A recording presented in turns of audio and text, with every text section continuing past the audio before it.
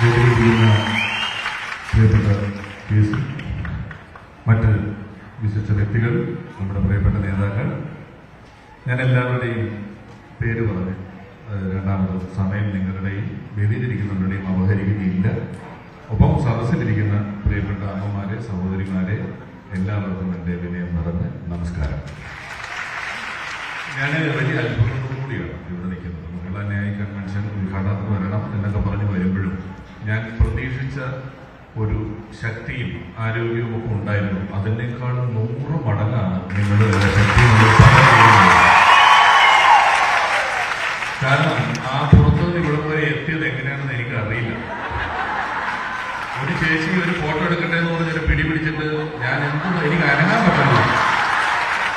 എനിക്ക് ആഗ്രഹമുണ്ട് പോകണമെന്നൊക്കെ, പക്ഷെ ഇല്ല, അവിടെ നിൽക്കുന്ന ഒരു പിടി പിടിച്ചിട്ട് ഞാൻ കുറച്ചു നേരം അവിടെ നിൽക്കണം. അത്രയും ആരോഗ്യമുണ്ട് ചേച്ചിക്കൊക്കെ.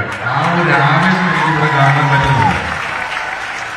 നിങ്ങളോട് ആരോടും ഈ വർത്തമാനകാല കേരളത്തിന്റെയോ ഇന്ത്യയുടെയോ ഒക്കെ സാമൂഹിക അവസ്ഥകൾ ഇവിടെ മൈക്കിലൂടെ പറഞ്ഞ് ബോധവൽക്കരിക്കണമെന്ന ബോധ്യം എനിക്കില്ല. കാരണം നിങ്ങളെല്ലാവരും നല്ല സാമൂഹിക ബോധവും ലോകപരിചയവും വിവരവും ഒക്കെ ഉള്ള സ്ത്രീകളാണ് എനിക്ക് മുന്നിൽ ഇരിക്കുക എന്നുള്ള ഉത്തമ ബോധ്യത്തോടു കൂടിയാണ് ഞാൻ നിൽക്കുന്നത്. ഇനി ആർക്കെങ്കിലും അതിനെക്കുറിച്ചൊക്കെ അറിയില്ലെങ്കിൽ വെറുതെ പുറത്തിറങ്ങി ഒന്ന് പെട്രോൾ അടിച്ച് കടയിൽ പോയി അത്യാവശ്യം വീട്ടു സാധനങ്ങൾ മേടിച്ച് വീട്ടിൽ തന്നെ അപ്പം ബോധ്യം വരും. അതില്ലെങ്കിൽ നിങ്ങളൊന്ന് വെറുതെ പേപ്പറിനൊന്ന് വായിച്ചു നോക്കിയാൽ, 2 ദിവസത്തെ പേപ്പർ വായിച്ചു നോക്കിയാൽ മനസ്സിലാവും എന്താണ് യഥാർത്ഥത്തിൽ നടന്നുകൊണ്ടിരിക്കുന്നത്, എന്തെല്ലാമാണ് നമ്മളുടെ പ്രശ്നങ്ങൾ എന്നുള്ളതെല്ലാം. അപ്പൊ അതിനൊക്കെ ഒരു പരിഹാരം കാണുക എന്ന് പറയുന്നത് നമ്മുടെ ഒരു വലിയ ഉത്തരവാദിത്തങ്ങളിൽ പെട്ട ഒന്നാണ്. ആലപ്പുഴയെ സംബന്ധിച്ചിടത്തോളം ഈ ആലപ്പുഴക്കാർക്ക് പൊതുവെ ഈ കേസിയോട് ചെറിയ പരിഭവം അല്ലെങ്കിൽ ഒരു പരാതി ഉള്ളതായി ഞാൻ അറിഞ്ഞു. ഞാനത് അദ്ദേഹത്തോട് ഇപ്പം യാത്രയുടെ പറയുകയും ചെയ്തു. ആ പരാതി എന്ന് പറയുന്നത് 1-2 തവണ അവർക്ക് അദ്ദേഹത്തിന് വോട്ട് ചെയ്യാനുള്ള അവസരം അദ്ദേഹം കൊടുത്തില്ല എന്നുള്ളതാണ്. MLA ആയപ്പോഴും MP ആയപ്പോഴും ആലപ്പുഴയുടെ MP അല്ലാതിരുന്നപ്പോഴും അദ്ദേഹം ആലപ്പുഴയിൽ തന്നെ ഉണ്ടായിരുന്നു. കണ്ണൂരിൽ നിന്നൊരു വെട്ടിയുമായി വന്ന സമയം മുതൽ ഇതുവരെ ഇവിടെ ഓഫീസുണ്ട്, ഇവിടെ ആളുണ്ട്, ഇവിടെ 24 മണിക്കൂറും അദ്ദേഹത്തിന്റെ പ്രവർത്തനങ്ങളുണ്ട്, ഓഫീസ് പ്രവർത്തിക്കുന്നുണ്ട്. എന്ത് കാര്യത്തിനും നമുക്ക് അദ്ദേഹത്തിനെ സമീപിക്കാമായിരുന്നു. പക്ഷെ അദ്ദേഹം ഇടയ്ക്കൊന്ന് മാറി. ഞങ്ങൾ ഈ TV-യിൽ ചിലപ്പോൾ കോമഡി പരിപാടി, സീരിയലും ഒക്കെ വരും. അപ്പോൾ വീട്ടിൽ ചെറിയ തർക്കം ഉണ്ടാവും. കോമഡി പരിപാടി കാണണോ സീരിയൽ കാണണോ? ഇല്ല, അങ്ങനെ ഉണ്ടാവുന്നില്ല നിങ്ങളുടെ വീട്ടിലൊക്കെ? എനിക്കറിയാം. അപ്പോൾ കോമഡി പരിപാടി കാണണോ സീരിയൽ കാണണോ എന്നൊക്കെ ഇങ്ങനെ തർക്കമൊക്കെ നടക്കുമ്പോഴാണ് പെട്ടെന്നൊരു ദിവസം ഇന്ത്യയും മറ്റൊരു രാജ്യവും കൂടിയുള്ള ക്രിക്കറ്റ് കളിയുടെ ഫൈനൽ വേറെ ഏതെങ്കിലും ഒരു ചാനലിൽ വരും. അന്നത്തെ ദിവസം ഇതിലേത് കാണണം എന്നുള്ളൊരു തർക്കമില്ല. എല്ലാവരും കൂടെ ആ ക്രിക്കറ്റ് കാണും. ഈ തർക്കം അവിടെ ഇല്ല. ഞാൻ പറഞ്ഞത് KC ആലപ്പുഴയിൽ ഇല്ലെങ്കിൽ മാത്രമേ നമുക്ക് മറ്റൊരാളെ കുറിച്ച് ചിന്തിക്കേണ്ട ആവശ്യം പോലും ഇവിടെ ഉള്ളൂ. അതല്ലാതെ അവിടെ മറ്റൊരു ഡിസ്കഷന് വേണ്ടിയില്ല. നമ്മൾ ചില കസ്റ്റം മെയ്ഡ് പ്രൊഡക്റ്റ് എന്നൊക്കെ പറയുന്നത് നല്ല അളവുള്ള ഷർട്ട്, നല്ല അളവുള്ള കാര്യങ്ങൾ എന്ന് പറയുന്ന പോലെ ആലപ്പുഴയ്ക്ക് ഇത്രയും അനുരൂപനായ മറ്റൊരാളുണ്ടോ എന്ന് സംശയിക്കുന്നു.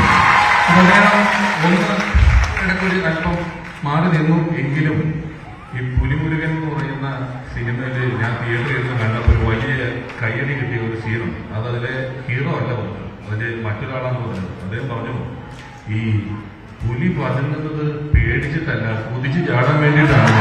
അപ്പൊ ഒന്ന് അദ്ദേഹം പതുങ്ങിയെങ്കിലും പോയ KC അല്ല തിരിച്ചു വന്നിരിക്കുന്നത്. നമ്മുടെ ദേശീയ രാഷ്ട്രീയത്തിന്റെ അമരത്ത് ഏറ്റവും ശക്തമായ സാന്നിധ്യമായി നിലനിൽക്കുന്ന പല കാര്യങ്ങളുടെയും കാര്യമായ പ്രസക്തമായ തീരുമാനങ്ങൾ എടുക്കാൻ കെൽപ്പുള്ള ഒരു ദേശീയ നേതാവായ KC ആയിട്ടാണ് അദ്ദേഹം ഇന്ന് നമ്മുടെ മുന്നിൽ വന്നിരിക്കുന്നത്. അതുകൊണ്ട് തന്നെ ആ ഒരു പോക്ക് നമുക്ക് സന്തോഷം തരുന്നതാണ്. വളരെ പൂർവാധികം ഭംഗിയായി, പൂർവാധികം ശക്തിയോടുകൂടിയാണ് അദ്ദേഹം ഇവിടെ തിരിച്ചു വന്നിരിക്കുന്നത്. ഈ സദസ്സിലിരിക്കുന്ന ആരോടും അദ്ദേഹത്തിന് വോട്ട് ചെയ്യണമെന്ന് ഞാൻ പറയേണ്ട ആവശ്യകതയില്ല എന്ന് ബോധ്യം എനിക്കുണ്ട്. നിങ്ങൾ അദ്ദേഹത്തോട് താല്പര്യമുള്ളവരാണ്, അതുകൊണ്ടാണ് ഇവിടെ വന്നിരിക്കുന്നത്, കേൾക്കുന്നതുമല്ല. പക്ഷെ എനിക്ക് മുമ്പ് പറഞ്ഞ പോലെ നമ്മളെല്ലാവരും നമുക്കറിയാവുന്ന ഓരോരുത്തരോടും ഓരോ ആളുകളോടും ഈ ആവശ്യത്തെക്കുറിച്ച് വ്യക്തമായി പറയേണ്ടതുണ്ട്, കൃത്യമായി ബോധ്യപ്പെടുത്തേണ്ടതായിട്ടുണ്ട്.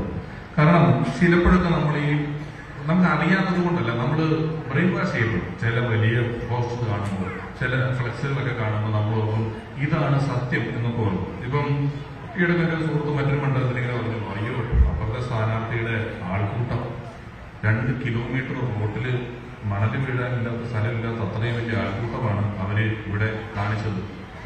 എന്താ പ്രശ്നം? നാട്ടിൽ ആൾക്കൂട്ടം ഉണ്ടായിട്ട് ഡൽഹിയിൽ ഒരു 100 പേരെങ്കിലും കൂട്ടാൻ പറ്റണ്ടേ? ഇവിടെ ആളെ കൂട്ടൊരു കാര്യമുണ്ടോ? ഡൽഹിയിൽ ഇവര് യാത്ര ചെയ്യുന്ന വണ്ടി കേടായ തള്ളാൻ ചിലപ്പോൾ കോൺഗ്രസ്സുകാരും വേണ്ടി വരും. ആളില്ല ഇവിടെ, തമാശക്ക് അവിടെ ആളില്ല. അത് ഈ നാട്ടിലിരുന്ന് തള്ളുന്ന പോലെ അല്ല ഡൽഹിയില്, വലിയ പാടാ. അപ്പോ മറ്റൊരാൾ വന്നിട്ട് പറഞ്ഞു, അത് മാത്രമല്ല, ഞാൻ രാഹുൽ ഗാന്ധിയുടെ അറ്റൻഡൻസ് നോക്കി, അറ്റൻഡൻസ് കുറവ്. എന്ന് വെച്ചാൽ UP വിഭാഗം സ്കൂളിലാണല്ലോ പഠിക്കുന്ന, അറ്റൻഡൻസ് നോക്കിയിട്ട് മാർക്ക് ഇടാൻ വേണ്ടിയിട്ട് ഞാൻ മൊത്തം 100 ചോദ്യം ചോദിച്ചു. ഇത് ആകെ 30 ചോദ്യം ചോദിച്ചുള്ളൂ. വേണ്ട, ചോദിച്ച 30 ചോദ്യത്തിന് ഉത്തരം കിട്ടി. 100 ചോദിച്ചിട്ട് അവര് മൈൻഡ് ചെയ്യാതിരിക്കുന്നതിനേക്കാൾ എത്ര ഭേദമാണ് 30 ചോദ്യം ചോദിക്കുന്ന ഉത്തരവുള്ളത്. നമ്മളെ സംബന്ധിച്ചിടത്തോളം വലിയ ഭൂരിപക്ഷത്തിലാണ് പ്രതിപക്ഷം ഇരിക്കുന്നത്. അവിടെ ചെന്ന് 100 ചോദ്യം ചോദിച്ചു, 50 ചോദ്യം ചോദിച്ചു എന്നുള്ളതല്ല, അവരതിനെ അങ്ങനെ തന്നെ പരിഗണിക്കുന്നുള്ളൂ. പല ആവശ്യങ്ങളെയും അവർ ഇഗ്നോർ ചെയ്യുകയാണ്.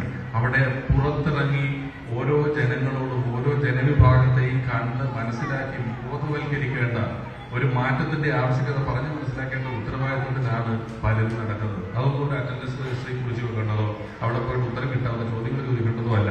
ഈ സാഹചര്യത്തിൽ ഞാൻ പറയാം, ഒരുപാട് സമയം എടുക്കുന്നില്ല. കേസിനെ പോലെ ഒരു വലിയ ദേശീയ നേതാവിനെ നമുക്ക് കിട്ടുമ്പോൾ ഉറപ്പായ വിജയമാണ്. അദ്ദേഹത്തോടൊപ്പം നമ്മൾ വളരെ ശക്തമായി നിലകൊള്ളേണ്ടത് നമ്മുടെ ഒരു വലിയ ആവശ്യമാണ്. ആലപ്പുഴയുടെ മനസ്സാണ് അദ്ദേഹത്തെ നമുക്ക് എപ്പോഴും വേണം. ഇപ്പൊ ഞങ്ങളിതിന് മുമ്പ് ഒരു കൺവെൻഷനൊക്കെ പോയി. അപ്പൊ അവിടെ ഇപ്പം പല പല പ്രശ്നങ്ങളെ കുറിച്ചൊക്കെ ഞാൻ പറഞ്ഞു. അത് മാത്രമല്ല, എല്ലാ മേഖലയിലും നോക്കൂ, സർക്കാർ ജീവനക്കാരായിക്കോട്ടെ, അംഗനവാടി തൊഴിലാളികളായിക്കോട്ടെ, ഈ തൊഴിലുറപ്പിന്റെ പരിപാടികളായിക്കോട്ടെ, ഇതിനെല്ലാം ഇതൊരു മഹിളാ ന്യായ പരിപാടി ആയതുകൊണ്ടാണ് ഞാനിത് പറയുന്നത്.